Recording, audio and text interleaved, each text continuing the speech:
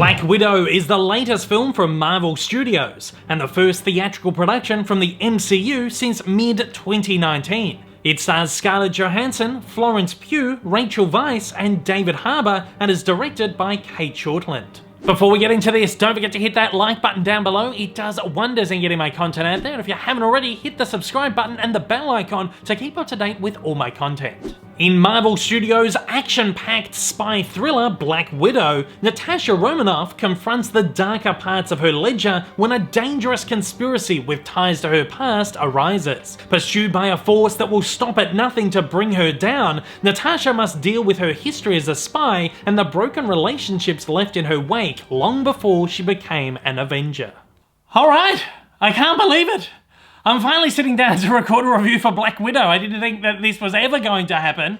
Not only because, you know, this was supposed to come out last year and then the COVID pandemic delayed it and delayed it and delayed it and delayed it and delayed it, but because this is a movie that we should have had years ago. I mean, Scarlett Johansson should have had her solo film a long time ago. You know, not only because she's one of the lead Avengers, one of the lead characters of this franchise, I feel like she probably should have, you know, been the first female character in the Marvel Cinematic Universe to get her own solo film. But look, we digress. We finally do have Black Widow. Of course, I have got to see an early screening of the movie thanks to my friends over at the Walt Disney Company Australia, who threw a really fantastic world premiere event here in Melbourne that I was able to get along to.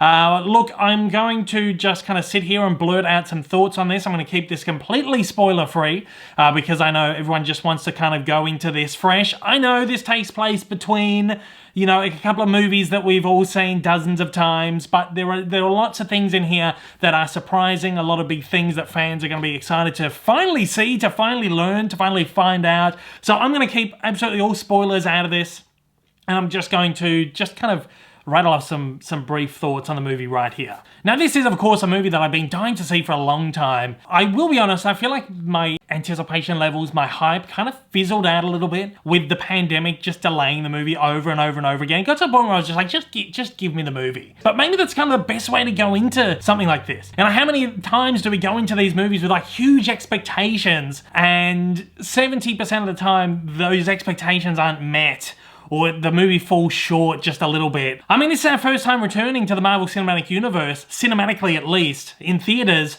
since 2019's Spider-Man Far From Home. I mean, that was like July. It's been an entire 2 years almost since we got to go to a theater and sit down and watch a Marvel movie. Of course, we've had a bunch of Disney Plus series rolling out over these, last few months, over this last year, so it feels like we're kind of getting back into the rhythm of the Marvel stuff. But man, does it feel good to be back to the cinema with Marvel. I mean, we sit here and we watch these shows at home. It's like, it's great to be back in this universe, great to be back with these characters, but man, I forgot that feeling of being in a cinema and watching an MCU film. And man, does this film absolutely deliver. As the first film back in, 2 years.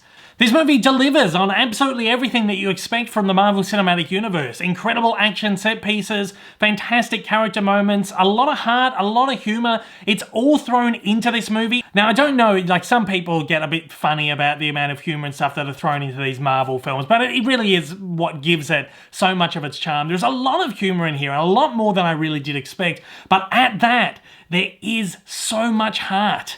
I mean, we only scratched the surface of Natasha Romanoff's character.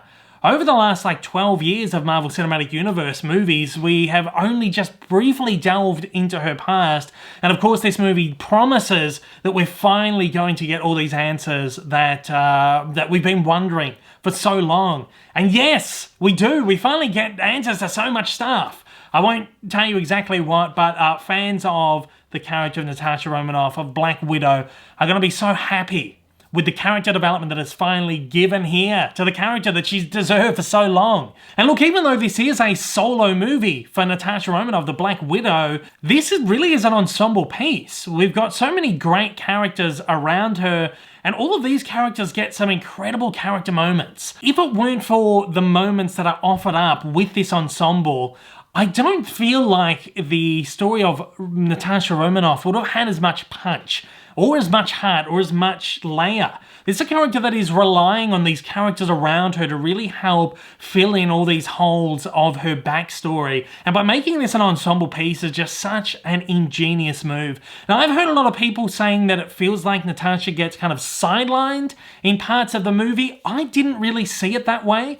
We are getting real great moments with some of the other characters, but it is Natasha that really shines, because everything that is happening on screen is developing that story that we all want to know while pushing forward the Marvel Cinematic Universe. I won't touch on how or why or, all those kinds of things, because it might be a little bit spoilery, but there are things in here that, even though this is set, for movies back or whatever it is, it does feel like a movie that belongs in Phase 4 and is pushing forward this narrative. That said, though, it's obviously been crafted that way because of where it is coming out in release order, but I do feel like this is probably a movie that probably should have come out, in between Civil War and Infinity War, which is the time frame that this takes place within. The great thing is, it works as a really great linking piece to the two movies that fills in not only, again, backstory of the character way back, but it fills in this kind of little empty gap that we've had between these two movies. And look, we've heard so much about this being like a spy film and a thriller and, kind of in the mold of Mission Impossible or James Bond. I feel like it's not really that reminiscent of those movies. Yes, it's definitely been marketed as like a big explosive spy thriller like a Mission Impossible, but it has its own kind of style, which I think is really kind of cool. It blends that spy thing with a superhero thing, and it just really feels like it's its own thing. And that's a great thing too, that it stands out within the Marvel Cinematic Universe. This is the first time we've had like a real proper spy kind of espionage thriller film, and I think it stands out really well as its own thing. Talking about all the other characters, everyone here is terrific. All the actors here absolutely deliver. It's fantastic to see Rachel Weisz in a role like this. She is incredible. David Harbour as the Red Guardian not only has a lot of soul, but he's got some really great, hilarious moments. And so does Florence Pugh. Florence Pugh almost steals this movie away from Scarlett Johansson. She gets very close to winning away with this movie. She is just such a charmer here. She is funny, she gets some great action scenes, she gets a lot of really great emotional moments, and I really think she's a standout character in the MCU, and I would love to see more of her. The only character that I feel maybe was a little bit underutilized was Taskmaster, who is, the villain of the movie. Huge Marvel villain who can, mimic the moves of every opponent that they go up against. I feel like they were maybe underutilized a little bit. And I feel like this is a sticking point for a lot of Marvel films where the villains just don't quite stick the landing. They kind of end up being a little bit, anticlimactic.